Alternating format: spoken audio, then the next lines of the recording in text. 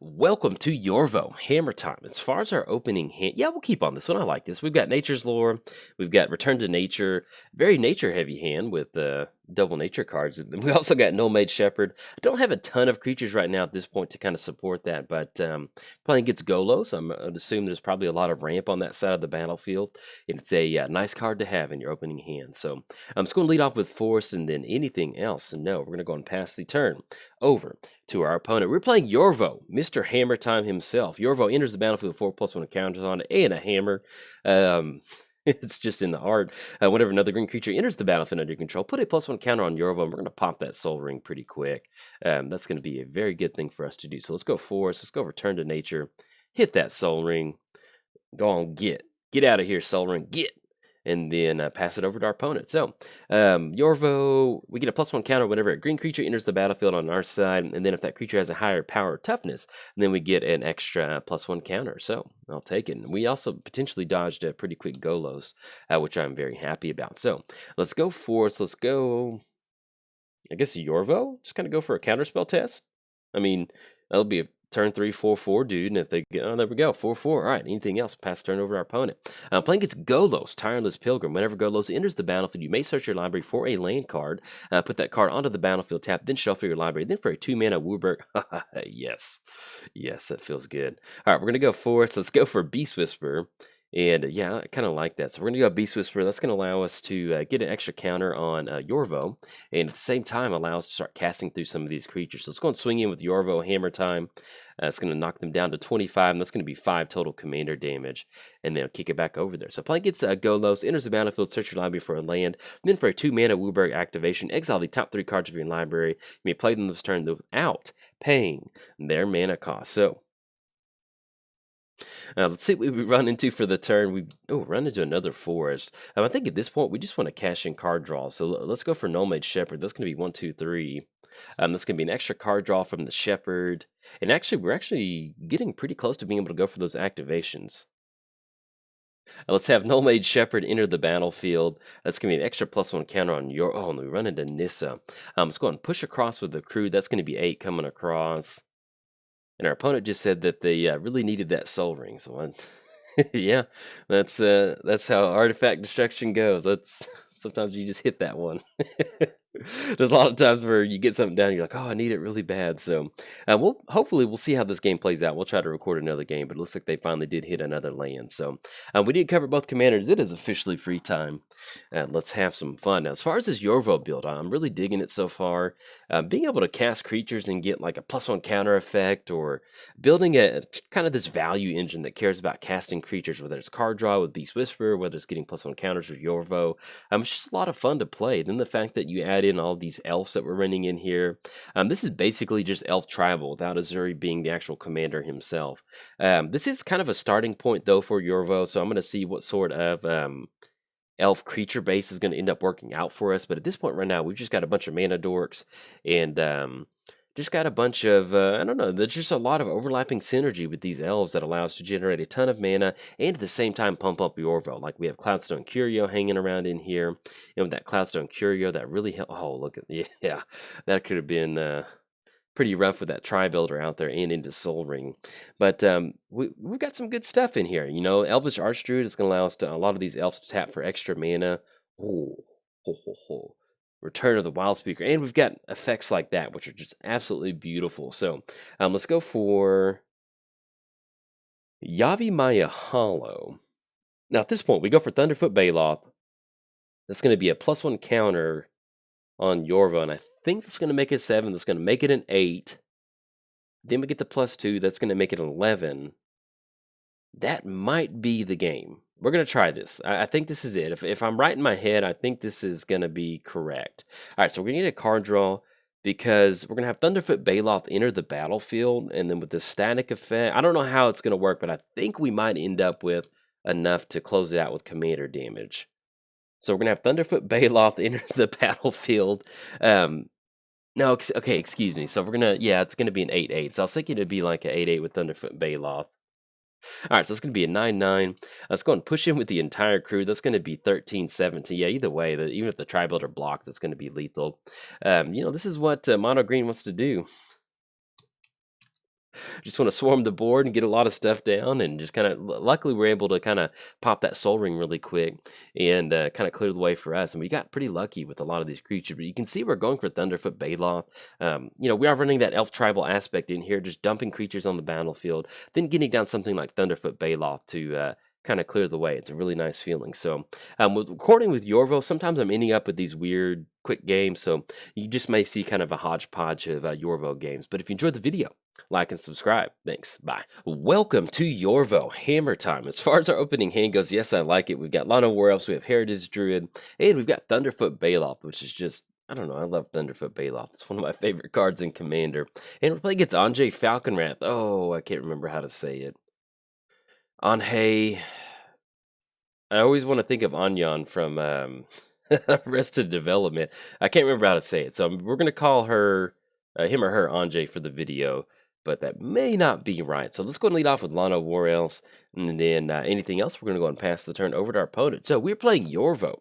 Mr. Hammer Time himself. Yorvo is going to enter the battlefield with 4+1 counters on it. Then, whenever another green creature enters the battlefield, put a +1 counter on Yorvo. If that creature's power is greater than Yorvo's, put another +1 counter on Yorvo. And then our opponent just said, good luck, have fun in the chat. And I almost just typed you in the exclamation point. I meant to say you too. And so I just love the fact of, I don't know why, I'm just like, you, it's you. Anyway, good luck to our opponent. If they are a friend of the channel, hopefully we have a good video today. So we can end up going for Yorvo, and I think that's going to be a pretty good way to put some pressure on our opponent. I mean, because we've got creatures to dump after that, so that sounds like a pretty good plan. So we're going to tap down Lana World. Let's have Mr. Yorvo enter the battlefield. It's official. If you're keeping score at home, it's hammer time. We're going to be swinging him across next turn, and with Thunderfoot Baloth, this is going to be a wonderful way for us to get some pretty good trample damage. So let me turn my music down there we go. Had some music going on in my headphones, and it's kind of ambient music, and then sometimes you run into a couple different songs that are just a little bit louder than what you're normally listening to, and so it's kind of a little bit distracting when you're trying to give commentary. All right, so we're going to be able to start swinging in for 4. This is exactly what this deck wants to do. Let's get some good +1 counters going on Yorvo. So let's go for Heritage Druid. We're going to have Heritage Druid enter the battlefield, and we could have added, I guess, a little bit of extra mana instead of tapping down Lana War Elves. I guess we'll kind of see. But either way, just getting it to 6/6 will end up working out. So we're going to get that Fierce Empath. Let's search our library. Since we do have Thunderfoot Baloth in our hand, pretty much the only option is going to be Crater Hoof, which is a nice thing to see. We're going to get an extra counter on Yorvo. And then let's go and push in. We maybe could have sequenced that turn just a little bit differently with Thran Dynamo, but either way, I still like swinging in with the 6/6, so that was pretty good to kind of get the board going. Then also next turn, we're going to be able to tap down Heritage Druid, Fierce Empath, Lana War Elves, and at least tap that down for 3 mana and go for Thunderfoot Baloth, which will kind of pump up on Yorvo. And even though technically Thunderfoot, we'll kind of see how state-based effects, we might be able to cash in an extra +1 counter on Yorvo once it enters the battlefield, and then once we get that power and toughness better. So the only thing that we are watching out for right now would be like Toxic Deluge or Damnation or something like that. That's definitely something we don't want to see. Wouldn't be that good. So if we can start swarming the board, I would certainly like that. So with that Fiery Temper, I think that's just 3 damage. And with Yorvo sitting at a 6/6, we're in a pretty good spot to kind of dodge that 3 damage. We did cover both commanders. Let's give a quick shout out to our sponsors, MTGOTraders. If you're going to give a try at swinging Yorvo's hammer, head on over to MTGOTraders. We've got it set up, so if you want to smash some stuff, maybe you want to smash Scavenging Ooze, you want to smash Rest in Peace, whatever that may be, go on over there. They've got the hammer set up for you to smash whatever your heart's desire, whatever card you hate in Commander. There you go. Let's go for the 4s for the turn. We're just simply looking at a 1/3. And we've got only 2 elves on the battlefield, so we can only actually tap out for 4 mana. So if we end up going for Nayela, yeah, I think I kind of like that. It's going to give us trample. She's not going to be an elf, but I just want to be kind of aggressive on this one. This is a mono-green Stompy deck, and so once we get down Nayela, that's going to allow us to give all of our creatures trample. We can swing in the Druid and the Fierce Empath with 1/1s, but I think we'll probably hold off on that one. So we're going to get an extra counter on Yorvo. That's going to give us trample, which is a very important thing for this deck. So let's go and push in for a 7/7. There we go, coming across for 7, and then I don't think there's anything else we're going past the turn. But yes, also, quick shout out to inkgaming.com. If you want to head on over there, type in Jolt539 to see some of my merch booth. I've got some playmats and t-shirts, or just use coupon code JOLT for 10% off anything off the website. So if you have not treated yourself in a long time, make sure you treat yourself. And last but not least, I started a Patreon. So if you'd like to contribute to the Patreon to support cool content like this, there's a link down in the description below. You can get your name at the beginning or the ending of the credits, or both. And if you can't do that, hey, no problem. Just tell somebody about the channel. I would greatly appreciate it. So, it is officially free time. Let's have some fun. Now, as far as this build of Yorvo, this originally started off as an Enchantress build. And, I was thinking, one of the best things for Yorvo is just to put Rancor on Yorvo, and that's going to give it +2 and then Trample, and then you just start casting a bunch of creatures. Like, well, that's awesome. And so, trying to take it into an Enchantress build, I was like, well, we can put a lot of Voltron, and when I threw it together, I just realized it just didn't have that creature count that you're really looking for in a deck like this to really get those +1 counters going. And so once I had like the Lana War Elves, I had Elvish Mystic in here, I had all the elves like the Mana Dorks in here. I was like, well, if we just make this kind of pseudo elf triangle in a way, we have a lot of elves in here. There's a lot of different. There's like a 3-mana elf that taps down where we can give target creature +X for the number of elves on the battlefield, and so it's just kind of really nice overlapping synergy in that we can get a lot of these elves down. That's going to allow us to ramp really quick. That's going to allow us to power out Yorvo, and it's also going to allow us to pump up Yorvo. Because we are running Cloudstone Curio in here, and so being able to cast a couple different Mana Dorks and keep bringing those back to our hand. Hey, it's a pretty good feeling right there. So let's go Yavi Maya Hollow for the turn. We're still missing out on that third elf because they did pop that Lana War Elf. So at this point, that's going to be 6 mana. We can leave up Nayela to go for that +2/+2, but I think if we really want to try to close this one out, we need to get some mana on the battlefield. So let's go 1, 2, 3. We're going to have Thrain Dynamo enter the battlefield. That's going to be 4 total mana, which actually is going to work out really perfectly with this Nayela +1 activation. So but we will still end up swinging with Nayela because it is a 6/6 indestructible. So if we can get them to trade with the Bloodhall Priest, we'll certainly take that. And we'll at least be able to swing it with the 7/7. At the very least, we'll be able to pump up Yorvo with that activated ability. So let's go and push across with the crew on this one. Not going to be swinging in with the little elves over there. They're a little bit more of the support crew on this one. So we're going to be swinging in with 7/7 Yorvo with Trample and then Nayela. One of the things with Yorvo is it is very easy to get hung up on the, I need to have, a mana curve that has a lot of power and toughness in there. Just getting creatures on the battlefield, just getting those bodies down and getting those +1 counters going is pretty good ability, and it ends up working out pretty well. So let's go for the Nayela activation. We're gonna have Yorvo get +2/+2 until end of turn. That's gonna be 9/9 coming around. I think that's gonna be commander damage right there. Yeah, there we go, 22. The hammer smash.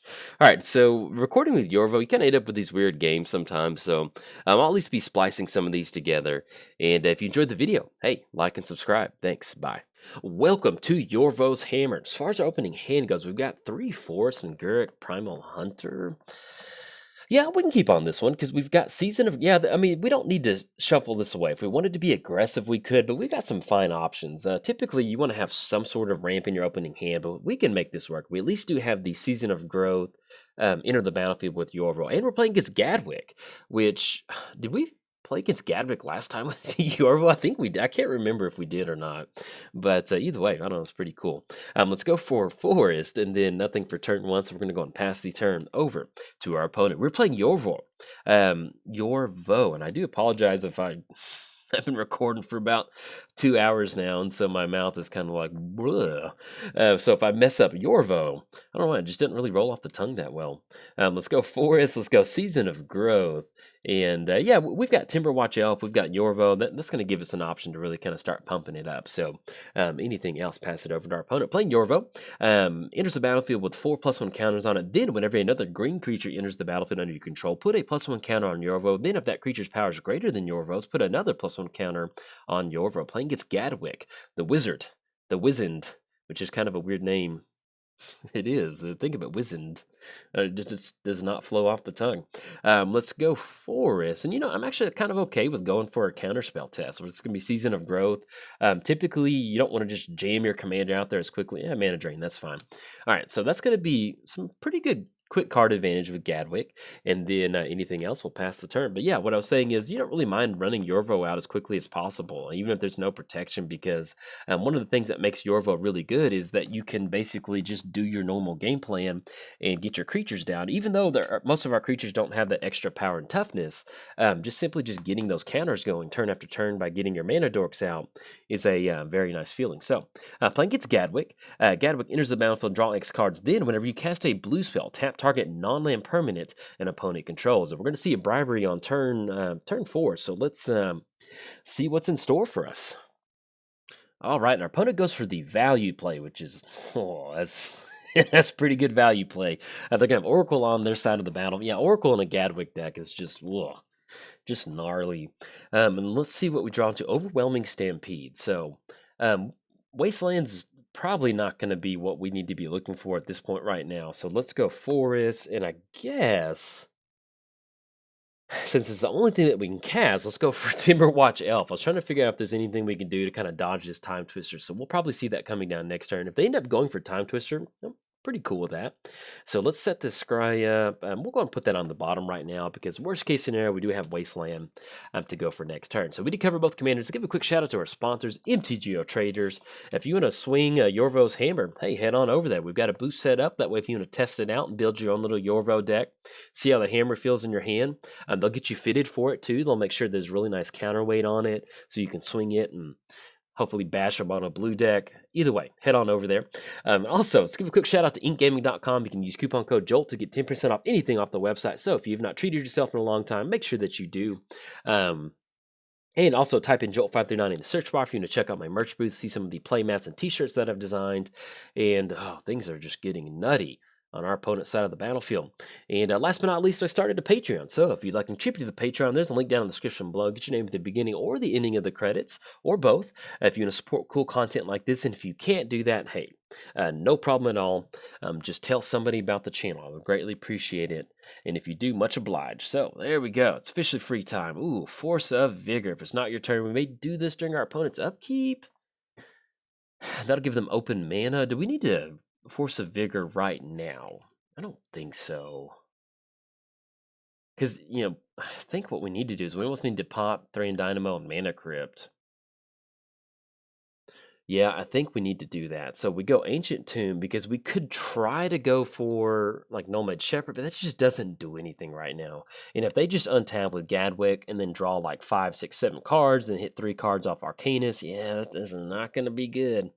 So I guess if we go Force of Vigor, that still gives us 2 extra mana to go for Arcane Signet and Hardened Scales. Yeah, that'll be good. So let's just do a little bit of counter magic kind of testing. That'll be 1-2 with Arcane Signet. If they've got any free counter magic they would potentially want to go for. So we'll have Arcane Signet come down. Let's go Hardened Scales. See if they want to counter that. All right, let's just go Force of Vigor. Let's destroy Thran Dynamo, and we're going to destroy Mana Crypt. So that's going to be 1, 2, 3, 4. Yeah, if they untap and then they get, oh, look at that value.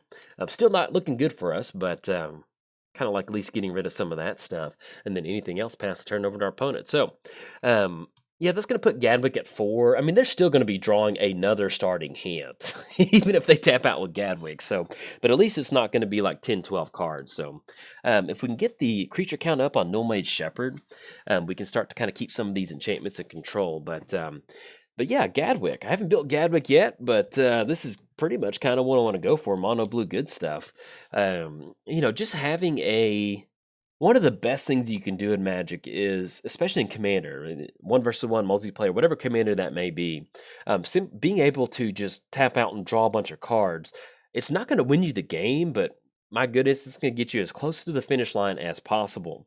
And so with Gadwick, I mean, it's probably one of the best mono blue commanders you can have, and especially if you toss in some, spells you have flash, and it basically just turns Gadwick into like a pull from tomorrow, or a what's the other one? Stroke of Genius. Just being able to have that option to cash in card draw is a pretty nice feeling. So, all right, so we got Feature Sight coming down. We've got Oracle coming in for some damage. It's going to put us down to 24. And then let's see what we run into for the turn. Yeah, to be honest, mono green versus mono blue is not the best matchup. But yeah, we'll always give it a shot if we can. So we're pretty far away from Null Mage Shepherd, so let's just give our shot at Yorvo. It's gonna be 1, 2, 3. And I think, did we already make the land drop for the turn? Let's see if we did. If we did, then we can still end up going. Yeah, let's get the Scry going. Scurry, Fever, Gurk, Primal. Yeah, I should leave that on top because if it resolves, which is a big if, that'll be a pretty good source of card advantage. So anything else? No, I think we're simply just going to go and pass turn over to our opponent. So we'll see if we survive. We're drawing at least at a bare minimum 4 cards a hand, 4 cards a turn. It's just, yeah, it's just rough. It's rough on everybody involved. It's rough on your opponent. It's rough on the person drawing that cards because you're like, my goodness, this is an embarrassment of riches. We got Vincer on top of our library, so we'll see if we can survive this one. But yeah, when you got mono blue versus mono green, that's definitely a matchup disadvantage, which is not really what you're trying to go for. So we're going to see Vesuvian Doppelganger come down. Oh, look at that. They're going to have a copy of Yorvo. So if they want to start building their own Yorvo board state, they certainly can. They've got some pretty good blue devotion, too, off of Nykthos. So that's going to be 1, 2, 3, 4, 5, 6, 7, 8, 9, 10. So that's a pretty good chunk. And they're going to have Vincer come down. So let's see what they end up grabbing with Vincer. That's going to pop Yorvo back to the hand. Yeah, I guess that's fine. Because what we need to try to set up is we need to try to set up a greater good, which I think we can do greater good next turn. With them bouncing that back to the hand, we can at least greater good into some card advantage. That's going to be 4 cards. I mean, it's not the best thing that we can do, but that'll send it back to the command zone.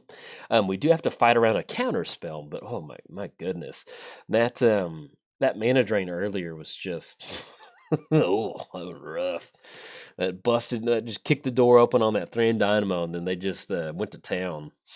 It's like they left the. It's like when you open a door and a dog just goes. For some reason, they just sprint like they're running a marathon. That's pretty much what just happened. That mana crypt, that mana drain, just left the door open. And Gadwick just took off running. And what happened to Gadwick? I don't know. Somebody left the door open, and he got out, and he's gone. So, all right, they're going to be swinging in for 9. That's going to knock us down to 13. And then let's see what we draw into for the turn. This is pretty rough. Pretty rough showing. But at least we do have greater good on Yorvo, which I will take that. Oh, yeah, and then we had a Gurk Primal Hunter on top. So we're pretty much dead next turn with a lot of damage. So we'll at least try to end up going for Yorvo. So let's have greater good come down. See if this is going to get any sort of counter magic out of our opponent's hand. And then, yeah, they've even got this weird Nuzlocke to where if we just cast a non-creature, yeah, counter spell. All right, so we've seen enough Uncle on this one. Good game. We're going to scoop this one up. Good game to our opponent. Yeah, when you've seen enough, you've seen enough. So toss that one over there. So, but yeah, Gadwick is definitely on my to-do list. I wanted to knock out a few other commanders before I tackled the rest of these Eldraine commanders. I know, like we got Marin that came out this week. So anyway, opponent's going to get in on this one. Good game to our opponent. I mean, this is a beautiful showing of Gadwick. You can't even be mad. I mean, that's exactly what you want this deck to do. They got card advantage with Arcanist, and every hand to get down Gadwick. They force us to use Force of Vigor on Mana Crypt and Thran Dynamo to get rid of that. And they're not really even doing anything that busted. I mean, they're simply just playing mono blue value. So you can see how fun just having that card draw option out of the command zone. But they're going to get on this one. And if you enjoyed the video, like and subscribe. Thanks. Bye.